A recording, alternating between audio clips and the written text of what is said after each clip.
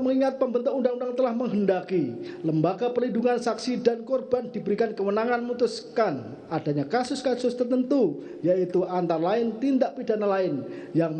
mengakibatkan posisi saksi dan korban dihadapkan pada situasi yang sangat membahayakan jiwanya, maka sesuai rekomendasi LPSK tertanggal 11 Januari 2023 kepada terdakwa Richard Eliezer, tindak pidana yang dihadapi terdakwa dapat dikategorikan termasuk dalam pengertian tindak pidana dalam kasus tertentu sebagaimana dimaksudkan dalam Undang-Undang Nomor 32 Tahun 2014 tentang perubahan Undang-Undang Nomor 13 Tahun sebagaimana dimaksud dalam Undang-Undang Nomor 31 Tahun 2015 tentang perubahan Undang-Undang Nomor 13 Tahun 2006 tentang perlindungan saksi dan korban. Menimbang syarat bahwa syarat selanjutnya untuk dapat ditetapkan sebagai pelaku yang bekerja sama, justice kolaborator terdakwa bukanlah sebagai pelaku utama. Menimbang bahwa PAF Lamintang menerjemahkan Dader sebagai pelaku. Pasal 55 ayat 1 KUH Pidana menentukan siapa yang disebut sebagai Dader. Pelaku-pelaku yaitu antara lain pelaku plegen, menyuruh lakukan plegen, turut serta melakukan plegen, dan yang membujuk, menggerakkan wetlogen. Menimbang bahwa mengingat dalam Undang-Undang Nomor 31 Tahun 2014 tentang perubahan Undang-Undang Nomor 13 Tahun 2006 menentukan syarat justice kolaborator adalah bukan pelaku utama, sedangkan dalam KUHP sendiri istilah pelaku utama dalam ajaran penyertaan deal naming tidak dikenal dan hanya menunjukkan siapa yang termasuk sebagai pelaku atau dader. Oleh karenanya siapa yang dimaksudkan sebagai pelaku utama diserahkan kepada praktek peradilan. Menimbang bahwa telah ternyata terdakwa merupakan orang yang turut serta melakukan plegen, sedangkan dalam turut serta melakukan plegen tidaklah semua yang turut serta melakukan harus memenuhi rumusan delik. Saksi Freddy Sambo, saksi Kuatmaruf, saksi Riki Rizal, saksi Putri Candrawati serta terdakwa mempunyai peranan masing-masing dengan kehendak tujuan yang sama, yaitu hilangnya nyawa korban Yosua. Bekerja layaknya sistem tanpa adanya peran salah satu saksi tidak dapat berjalan. Dalam hal ini terdakwa mempunyai peranan sebagai orang yang menembak korban Yosua, sedangkan saksi Freddy Sambo pencetus ide, aktor intelektual, perancang sekaligus juga yang telah menembak korban Yosua, serta telah melibatkan para saksi lain termasuk terdakwa, sehingga saksi Freddy Sambo dipandang sebagai pelaku utama, sedangkan meskipun terdakwa benar sebagai orang yang melakukan penembakan terhadap Yosua termasuk pelaku tetapi bukan pelaku utama. Menimbang bahwa sebagaimana telah ternyata dalam perkara hilangnya nyawa korban Yosua merupakan perkara sedemikian rupa sehingga dapat diketahui banyaknya barang bukti yang tidak ditemukan,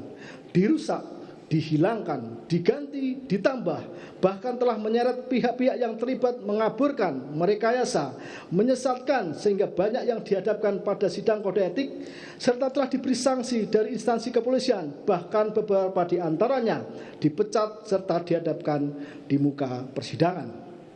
Menimbang bahwa fakta persidangan telah menunjukkan terdakwa Richard Eliezer Pudiang Lumiu telah membuat terang perkara hilangnya nyawa korban Yosua dengan keterangan yang jujur, konsisten, logis, serta bersesuaian dengan alat bukti tersisa lain yang ada sehingga sangat membantu perkara aku terungkap. Meskipun untuk itu menempatkan terdakwa dalam posisi dan situasi yang sangat membahayakan jiwanya, mengingat terdakwa praktis berjalan sendirian. Menimbang bahwa selanjutnya majelis telah menerima surat permohonan pengajuan amicus curiae sahabat pengadilan terhadap perkara terdakwa Richard Eliezer dari berbagai pihak antara lain Institute for Criminal Justice Reform, Ikatan Alumni Fakultas Hukum Universitas Trisakti, Farida Law Office, Tim Advokasi Iluni FHAJ, terakhir dari Aliansi Akademi Indonesia yang pada pokoknya menyatakan kejujuran dan keberanian merupakan kunci keadilan bagi semua. Oleh karenanya, mohon agar kejujuran terdakwa Richard Eliezer mendapat penghargaan sebagaimana mestinya. Menimbang bahwa sesuai dengan pasal 5 ayat 1 Undang-Undang Nomor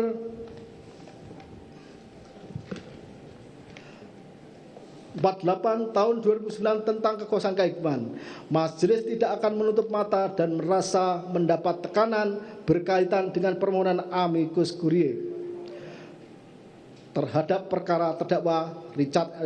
Eliezer. Sebaliknya, memandang sebagai bentuk kecintaan pada bangsa dan negara, khususnya dalam penegakan hukum, sehingga para pihak baik lembaga maupun aliansi yang mempresentasikan harapan masyarakat luas terpanggil menyampaikan keadilan yang dirasakan dan didambakan ditegakkan khususnya terhadap terdakwa Richard Eliezer. Menimbang bahwa untuk itu berdasarkan apa yang telah dipertimbangkan serta adanya kebenaran fakta, penyebab meninggalnya korban Yosua telah dikepung berbagai pihak yang mengakibatkan gelapnya perkara, sehingga kebenaran dan keadilan nyaris muncul terbalik. Maka kejujuran, keberanian, dan keteguhan terdakwa dengan berbagai risiko telah menyampaikan kejadian sesungguhnya sehingga layak terdakwa ditetapkan sebagai saksi dan pelaku yang bekerja sama, justice kolaborator, serta berhak mendapatkan penghargaan sebagaimana ditentukan dalam pasal 10A Undang-Undang Nomor 31 Tahun 2014 tentang perubahan Undang-Undang Nomor 13 Tahun 2006. Menimbang bahwa berdasarkan seluruh pertimbangan di atas dan ketika terdakwa Eliezer telah mengetahui bahwa perbuatannya sangat jahat,